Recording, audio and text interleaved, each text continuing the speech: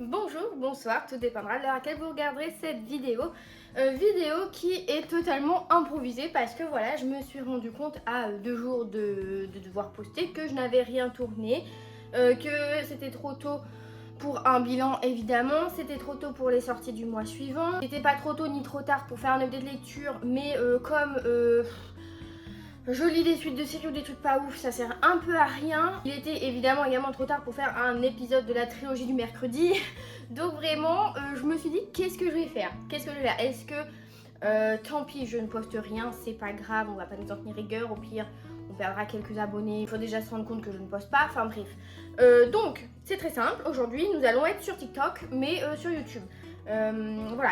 J'ai décidé que j'allais faire une vidéo où je critique, voilà, parce que sur TikTok c'est un peu la base, de faire des vidéos courtes où on critique des trucs, parce que c'est comme ça que ça buzz. Et puis moi je suis une pro de buzz, surtout de bad buzz, et puis je suis un peu boumeuse pour TikTok, faut que je m'y reprenne, faut que je mette le pied à l'étrier. Mais je me suis dit aujourd'hui voilà, on se prend pas la tête, ça va être une vidéo courte, j'espère, je vise 20 minutes max, où je vais voilà, évoquer des trucs qui m'énervent, que ce soit sur Instagram, sur YouTube, sur les influenceuses de manière générale, sur les maisons d'édition de manière générale, sur les auteurs de manière générale, voilà, donc préparez votre thé parce que là il va être bouillant, c'est vraiment critiquer pour critiquer, mais c'est quand même des critiques pertinentes, voilà. Je vais pas juste dire ah ça c'est de la merde, ah ça c'est de la merde, non, je vais évidemment amener des arguments ou au moins tenter de le faire pour que ce soit pertinent et que ça amène à discussion, à débat, parce que voilà, les avis peuvent être divers et variés. Commençons donc tout d'abord avec la première chose qui m'énerve en ce moment parce que ça me l'a refait avec plusieurs livres là que j'ai lus ces derniers temps, les maisons d'édition qui ne précisent pas quand le livre en question est un tome 1. Voilà, on doit le découvrir par nous-mêmes, soit si on est sur Livre Addict, on voit que c'est un tome 1, sur Goodreads ou autre chose, voilà, ça nous le dit.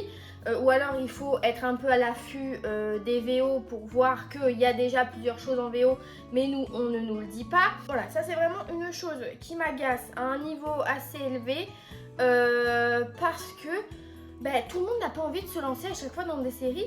Tu vois un bouquin, tu lis le résumé, il t'emballe, et à la fin tu te retrouves comme un con parce que t'as un cliffhanger, et quand tu vas pour rentrer tes stats ou quoi, tu découvres qu'en fait il y a une suite qui sort de nulle part. Donc moi je suis désolée, je vois pas ce que ça coûte sur un livre de rajouter un petit 1 ou un livre premier, ou voilà, ou même s'il faut le mettre dans le bouquin sur la page de garde, j'en sais rien. Je vois pas éditorialement le coût supplémentaire que ça vaut d'ajouter un 1. C'est quelque chose que je trouve très pénible. Autant qu'on ne sache pas dès le début que s'il va y avoir 2 tomes, 3, 6, 8, ok, ça d'accord, parce que voilà, selon l'auteur, ça peut varier. Quoique, quand on nous annonce un tome unique et qu'en fait on nous sort un tome 2, coucou, noblesse oblige de Maïwen Alix, c'est slalom, hein, parce que moi, je tiens à le préciser, l'exemplaire que j'ai de noblesse oblige, à la fin, il n'y a rien d'écrit. Il y a vraiment l'épilogue et c'est terminé. Alors que dans les tirages suivants, j'avais regardé avec ma copine Camille quand on était en librairie, dans le premier tome, du coup, dans noblesse oblige, il y a écrit à suivre. Voilà, donc les éditeurs, vous faites un petit peu vos trucs en dessous. Ce serait bien d'être un petit peu plus transparent avec nous, voilà. Sachant que des fois, c'est pas évident de deviner que le livre qu'on lit est un tome 1 parce que il y a les fins ouvertes, ça existe, donc forcément des fois on se dit bon là c'est une fin ouverte, ok ça va. Des fois ça va nous laisser sur notre fin, il va nous manquer quelque chose. Dans mon cas, par exemple, noblesse oblige encore une fois, où justement ma critique revenait sur le fait que j'avais trouvé la fin un petit peu abrupte, que c'était un petit peu rapide et tout.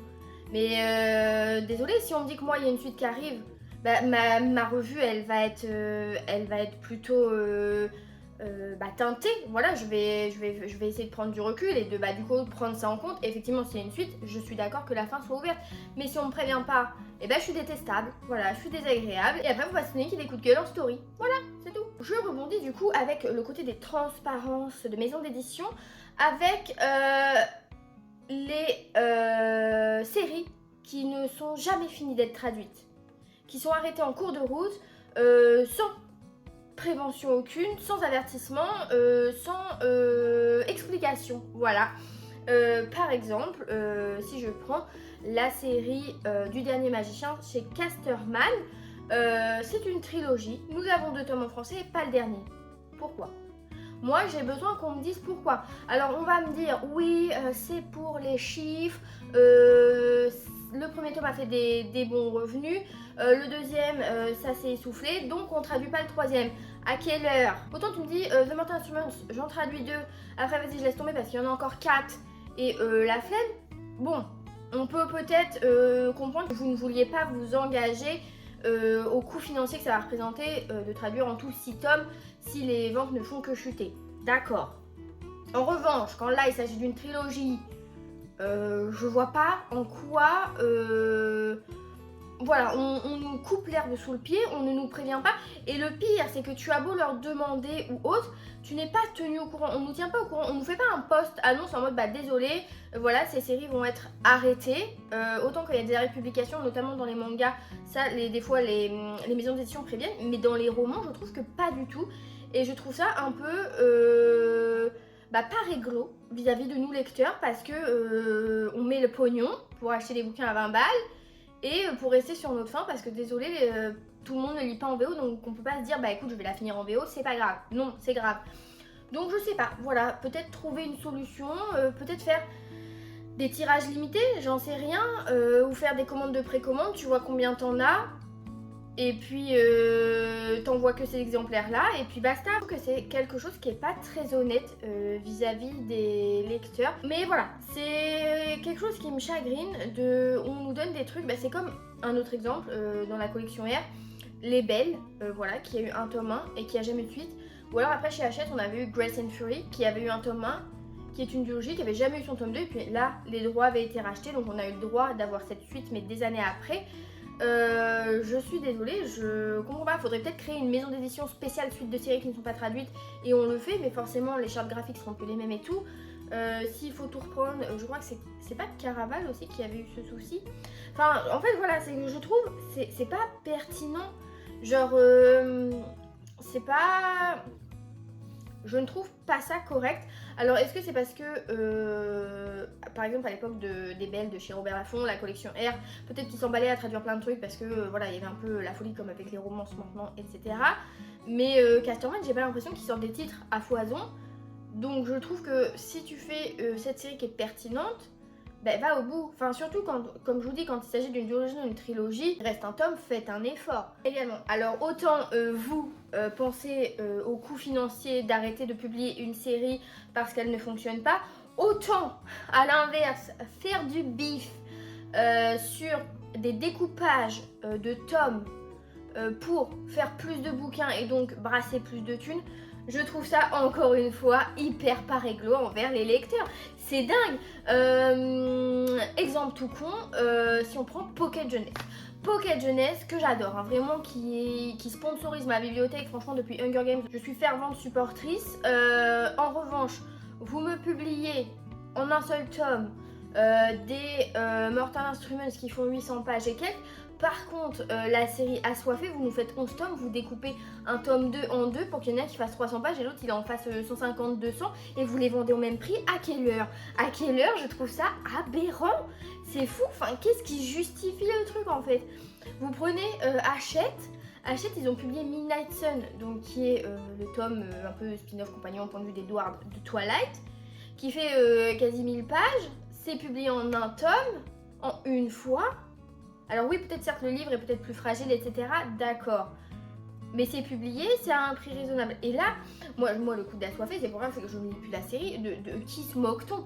Vraiment, moi je le prends comme du foutage de gueule. Surtout que au sein de la même maison d'édition, t'as d'autres bouquins qui font le bon nombre de pages en fait. Et donc tu passes d'une série en VO qui est à 5-6 tomes, et toi chez toi en France t'en as 12. Et donc t'as payé le double en fait.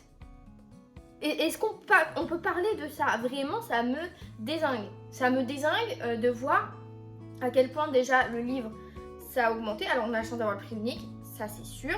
Mais l'inflation, ça touche tout le monde. Donc, tes lecteurs, tu te dis, t'as 14 ans, tu vas en librairie, on te conseille, tiens, tu veux des vampires, Assoiffé, c'est sympa. Tu pars avec ton premier tome, d'un moment, c'est nickel, tu lis, t'adores. Tu vas acheter le deuxième et après le 3 on te dit qu'il est en 2 et puis le 4 et puis le 5 en 2 et puis machin et puis truc et tu vois pas le nombre d'argent que tu dépenses là-dedans. les maisons d'édition, et oh, c'est pas possible. Je trouve ça quand même culotté d'imposer au lecteur ce mode de fonctionnement, alors qu'à côté, dans le même rayon, tu vas avoir un bouquin qui fait le nombre de pages des 2 tomes réunis. Enfin, je sais pas, expliquez-moi Pocket Jeunesse, parce que c'est chez vous. C'est chez vous ce problème, voilà, je vous vise, je n'ai aucun problème à le dire. Vous proposez des brochets basico-basiques, et en plus, vous faites du fric dessus. Si on veut des demi-tomes, il y a les tomes 1,5 dans les chroniques lunaires, tout. Oh, bah voilà, Winter, combien de pages il fait celui-là? Il fait au moins entre 860 et 900 pages, le bazar. Il est publié tout seul. Il est publié tout seul en une fois. C'est quand même dingue. Vous allez pas me dire que c'est l'auteur qui vous a demandé de découper ces machins. En plus, c'est que vous les découpez même pas de manière égale. Tu vois, c'est pas comme si t'as un tome de 800 pages et tu le découpes en deux, 400 et 400. Tu vois? Non, là, le tome, il fait, allez, 560 pages, tu le découpes 300 d'un côté et puis 250 de l'autre. Mais à quelle heure? À quelle heure? Vraiment, je vous jure, donnez-moi l'heure, je sais pas lire les aiguilles, mais stop. Voilà, ça c'était un petit peu mes coups de gueule de maison d'édition. Je vais maintenant passer à mes petits coups de gueule, influenceurs, influenceuses, réseaux sociaux. On va pas déblatérer sur les faits que les gens viennent mettre des mauvais commentaires quand c'est pas pertinent, etc. Voilà, que tu parles d'un bouquin, on va te dire bah pourquoi tu lis ça, franchement c'est ne pas être cultivé, tu lis que de la romance, t'as pas de cerveau, machin. On parle pas des commentaires bêtes, des commentaires où les gens arrivent un peu de nulle part selon l'algorithme, etc. Par exemple sur TikTok, vous postez un truc, c'est vraiment, ça peut être vu partout. Si en plus vous sponsorisez, ça atterrit vraiment dans les fils de tout le monde et personne. Je parle des commentaires où par exemple dans une vidéo vous allez raconter un truc, une anecdote ou un fact de votre vie, ou vous allez lire un livre en disant ah bah il y avait tel truc qui m'a choqué, c'était marqué dans les trigger warnings mais bon machin, et où les commentaires vont venir un peu vous dire que vous en faites trop, ou votre avis n'est pas hyper justifié. Genre par exemple si tu parles, je sais pas moi, que t'as acheté 3 pommes dans ton paquet dans un drive Leclerc et que sur tes 3 pommes il y en a 2 qui étaient pourries, si quelqu'un te dit pourquoi faire un drive, va en magasin et choisis toi-même tes fruits, et qu'après dans une vidéo suivante vous dites les gens ils ont trop critiqué le coup de mes pommes, je comprends pas, tu t'exposes forcément. C'est comme si tu dis j'ai lu tel livre, il y avait je sais pas une agression sexuelle, ça m'a choqué, franchement je m'y attendais pas, alors que ça va être précédent les trigger warnings. Franchement maintenant les maisons d'édition elles font l'effort de mettre des trigger warnings, une liste. Moi je prends pas ça comme un spoil si je les lis, parce que je sais pas à quel moment du livre ça va arriver, c'est pas généralement c'est dans l'ordre alphabétique, donc c'est pas du tout dans l'ordre d'apparition. Donc je veux dire que t'es en ton âme et conscience, tu lis. Donc quand quelqu'un vient te dire oui mais si t'as lu le livre, c'était quand même précisé, et qu'après tu vas lui dire oui mais bon je voulais pas me gâcher l'histoire, à un moment donné il faut prendre les violons, il faut les accorder. Alors je sais que le violon c'est compliqué mais quand même.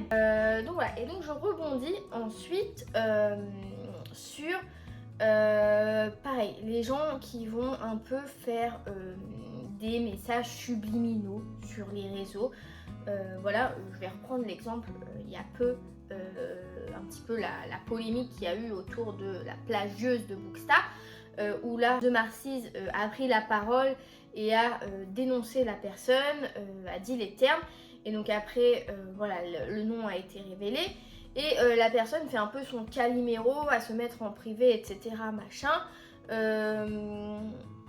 Pourquoi vous assumez pas quand vous plagiez, parce qu'il faut faire l'alliance entre inspiration et plagiat. Parce que là, on peut pas nier, il y avait les preuves, c'était concret. Donc, excusez-moi madame, c'est sous votre nez, c'est sous le nez de todo el mundo. Donc à un moment, tu fais une story, tu dis que oui, t'as merdé, puis après tu fais en sorte de te remettre sur le droit chemin. Non, tu persistes. Il y a des gens, ils persistent dans leur bêtises. Et pareil, moi dans mon fil Bookstar, j'avoue que je suis beaucoup de personnes qui font souvent des concepts assez innovants et que je trouve pertinents. Et des fois, ces concepts sont repris sans créditer. Alors après, je demande pas un shout-out en mode merci à machin en début de post ou quoi d'avoir créé ce truc, vous voyez. Mais juste de ne pas dire que c'est votre idée. Parce que s'approprier l'idée des autres, je trouve ça un petit peu dommage. Et après, pareil, mettre des œillères et faire genre j'ai rien vu, j'ai rien connu. Bah non, à un moment donné, on est à une ère où forcément, bah, si vous prenez une trend TikTok, il y a quelqu'un qui la lance et après les gens la reprennent à leur sauce, sans se l'approprier. Donc en fait, je pars du principe que sur Instagram, forcément les gens vont s'inspirer, moi quand je fais la Gazette de l'Aigri, des posts en format un petit peu journal humoristique comme ça, il y en a d'autres. Et c'est pour moi qui ai révolutionné le monde. Donc sur ça, voilà, je comprends pas ce truc de pas admettre qu'on s'inspire parfois de ce qu'on voit, de s'approprier des idées alors qu'elles viennent d'outre-Atlantique ou de je ne sais où, de je ne sais qui. Voilà, c'est quelque chose qui me laisse un peu pantoise. Moi, je suis partisane pour justement encenser les gens. Voilà, quand je reprends un concept, que ce soit en vidéo ou quoi, j'aime bien dire où je l'ai vu, d'où je l'ai connu, parce qu'en plus, comme ça fait une petite pub pour la personne. Donc, qu'elle ait 500, 5000, 50 000 abonnés, mon Carl Coquillard. Ce que je veux, c'est rendre à César ce qui est à César. Voilà, parce que j'estime que la personne a pris du temps à faire, à mettre en place des choses. Donc, c'est un juste milieu, un juste retour de mentionner un nom. Et le dernier truc qui me chagrine un peu, je dois dire, c'est souvent un sujet qui revient régulièrement dans les vidéos ou sur les réseaux TikTok, Insta, etc. C'est bien sûr les services presse. Alors, les services presse, là je vais faire en 2 points. Il y a le côté service presse où les gens râlent parce que ils sont en mode non mais les SP c'est pas des cadeaux, vous recevez un livre, vous lisez, vous devez faire une chronique, vous devriez être payé. Alors, moi je vois ça de plusieurs nuances. C'est-à-dire que pour moi, si demain je reçois un livre que j'ai demandé, parce que bien sûr, des fois il y a à une époque, au début des SP, les maisons d'édition elles envoyaient un peu tout à tout le monde sans forcément que ce soit demandé, donc forcément la nana elle reçoit un bouquin qu'elle a pas demandé, si c'est pas tout son style, qu'elle le lise pas et qu'elle ne fasse pas de revue dessus, ça ne me choque pas. En revanche, quand tu vas demander un bouquin, que tu vas le recevoir, que tu vas le lire et en faire une revue sur Insta, uniquement un post ou en parler dans ta vidéo YouTube, que tu sois pas rémunéré, ça ne me choque pas. Ça me choque pas parce que moi je pars du principe que j'achète un livre, je vais le lire plus ou moins vite. Après voilà, il y a cette histoire de deadline, ça dépend un peu des gens, des maisons d'édition, etc. Mais je pars du principe que si tu reçois un SP, c'est souvent que ça va être soit une sortie à venir, soit un truc qui est sorti très récemment. Donc je trouve légitime que la maison d'édition attende un retour rapide pour que ça puisse être vu pendant la promotion du livre. Mais si moi j'achète un bouquin, que je le lis avec un délai plus ou moins long, je vais finir, je vais en parler à mes potes et tout. C'est comme faire une revue sur Insta, ça me prend pas de temps, donc ça me coûte rien en fait. C'est pas une grosse prise de temps. Alors oui, mes posts sont un petit peu travaillés, la vidéo il y a le montage et tout, mais il n'y a pas non plus un travail de malade mental dessus. En revanche, quand la maison d'édition demande à ce qu'il y ait quelque chose de plus poussé, qui est peut-être des stories travaillées, ou un réel avec une petite mise en scène, ou une vidéo vraiment dédiée au bouquin ou à la série ou autre, là quand il y a plus de choses qui viennent se greffer les unes aux autres, pas seulement un post, une photo ou un montage et puis un texte, ce que j'en ai pensé, là qui est rémunération, je suis totalement d'accord. En revanche, ce qui m'énerve, qui m'agace, c'est de voir cette surconsommation de services presse où les nanas, désolée je fais une généralité mais parce qu'il y a plus de booktubeuses que de booktueurs, on va pas se mentir, mais ce sont les nanas qui vont dire, qui vont faire des book hauls de plus 25 livres et qui vont dire 2 vidéos plus tard, oh je suis dépassée, j'ai pas le temps, j'ai trop de retard dans mes SP. Meuf, c'est toi qui les demandes à un moment donné, c'est toi qui t'inscris pour être partenaire. Donc à un moment, il faut peut-être assumer. T'es là, tu reçois 15 livres de maison d'édition pendant le mois, t'en achètes 10 de ton côté. Bah, à un moment donné, c'est normal que tu doives privilégier, que la maison d'édition, elle attend que tu privilégies le bouquin qu'elle t'a balancé. Enfin, je veux dire, ça me rend zinzin, ça. Et après, tu t'étonnes que t'as plus de partenariat. Mais à un moment donné, quand tu cumules du retard... Alors, je suis désolée, je vais prendre un exemple. Parce que... c'est pas du tout pour être méchante ou rabaissante parce que je vais mesurer mes propos, mais Nina Quill l'autre jour a fait une vidéo et j'avais mis un commentaire d'ailleurs sur la vidéo, donc vraiment je suis transparente. Et j'avais mis un commentaire, c'était au moment où elle disait qu'elle ne recevait plus de SP, enfin elle faisait des demandes, elle les avait pas et tout machin, et que si elle avait pas de SP, bah elle pouvait pas faire son métier parce qu'elle elle voulait recevoir tous les livres pour pouvoir les présenter. Et moi je lui ai dit mais pourquoi vouloir autant les livres, sachant que oui tu vas les présenter, tu vas les montrer, mais tu les as pas lus donc tu donnes pas d'avis. Et en plus tu accumules du retard donc t'en parleras pas dans l'immédiat. Et en fait, je comprends pas pourquoi vouloir surconsommer, sachant que Nina Cool est une personne qui a des maladies mentales, qui fait beaucoup d'anxiété, qui est dépressive, etc. Donc ça lui rajoute une pression supplémentaire d'avoir ce truc. Donc pourquoi demander, en fait, pourquoi vouloir s'ajouter cette pression alors que tu peux juste demander, je sais pas, des sorties où t'es vraiment sûr, genre les Carissa Broadbent, La Forge des Secrets qu'elle adore, bon, c'est chez Hugo, tant pis, mais demander des sorties genre Quicksilver où t'es sûr que tu vas vouloir le lire parce que tu vas pouvoir proposer un vlog avec la traduction, la VO, etc. Ça va pas me choquer. Mais venir, entre guillemets, te plaindre de ne pas recevoir tout et un peu jeter la pierre aux maisons d'édition en mode bah, si elles m'envoient rien, je peux pas bosser. Bah désolé, mais déjà, lis ce que tu reçois, parle-en, et après les maisons d'édition, elles vont te prendre au sérieux. Bon, en fait, c'est ça qui me chagrine, c'est que...